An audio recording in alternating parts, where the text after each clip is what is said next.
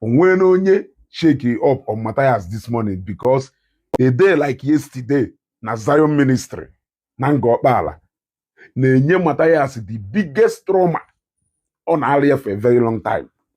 That sound of 5 billion na adaka ogbunigbe na obi a lot of people. Shake on Mathias ka unu mara na ọwa ya kwa na onwe ya ọkụ n'ahụ. Agbala aka na-aza ana onye jiji ana akonye ji. Biko na ana m ajụ na ajụjụ onwe na onye shake up on Mathias this morning. Amụkwa m ife nji ajụ onwe na onye shake up on Mathias this morning because a day like yesterday na Zion ministry na Ngor okpala na-enye Mathias the biggest trauma on area for a very long time. That sound of 5 billion na adaka ogbunigbe na obi a lot of people. You want to go? That, in fact, Shetana, a day like yesterday, wunya marked the beginning of Ogo. Ụfọdụ n'ime ha bidoro ịnụ sa Evangelist Ebuka because of the first day ndị Zion America branch G billion wee tiri the whole internet. A lot of people wee jụwazie ọwụdo onye ka a na-ebu kọnyọrọ. Ịghọtago? Ọwụdo onye ka a na-ebu kọnyọrọ. Nyawo ife boni ụfọdụ ndị fada ụfọdụ ndị ịghọtago ọwụ onye udo ka a na-ebu kọnyọrọ ego a even though na ha afụkwara ife ego na-alụ mana onwe onye chọrọ ikwu maka ya. So ife na-ajụ ụwụ onye nọ Mathias nso kpọọ ya cheki malụ na ndụ ọdụzikwo udo ọdụkwo maka nke nya ahụ dụkwa remarkable mana mma da arịpụta ịtrọsụ m anyị adọkasịnụ for some time wedo ka na-emenu anyị adọkasị 5 something billion from just one state, from just one country. From just one country. We are not talking about others. We are not even talking about Nigeria here. Ịghọtago? A na-ekwugodo okwu.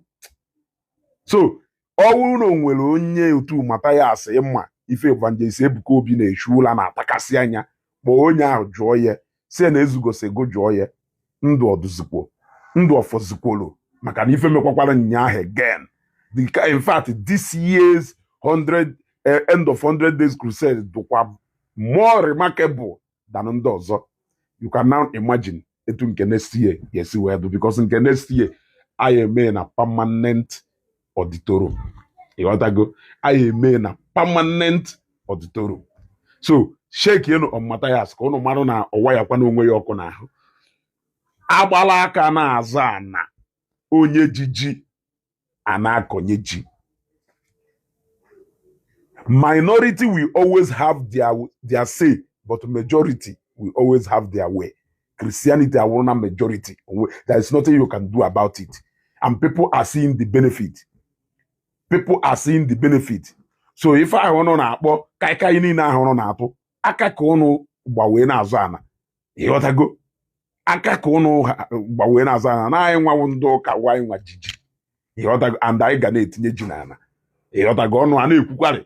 Anya n'ife ahụ mere na Ngor okpala FIFA na-akpọ a massive turn up of capable people, not ndị na-ebe ha bụrụ yo, ndị na-ebe ha bụrụ your mate and your class, ndị na-ebe ha ịfụrụ onweghị the caliber of people, onweghị the class of people, onweghị the profession, onweghị the category of people ha assemble ho na Ngor okpala, ma ndị odogwu ma ndị dugwu ma ndị efe niile ha ncha niile, people from different professions, careers of life assembled there. So majority of people be able have blood people gonna hand on at the same lane or the same class. You got to go. So it is yet another roll call end of the year. Only jenanke fadokunere melu bosia.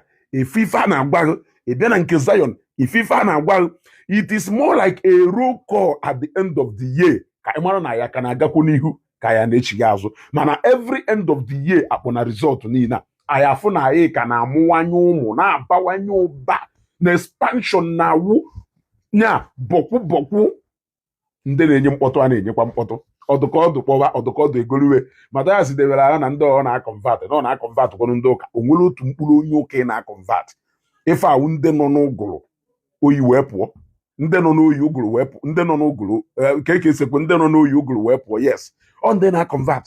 Oge ahụ ejewu ka onwe ndị na-eji agba bọọlụ, nwe ndị ji ya asụ akwa, ndị ahụ abụrụ ndị na-eji ụka from day one, even though na amụrụ ha from a Christian home.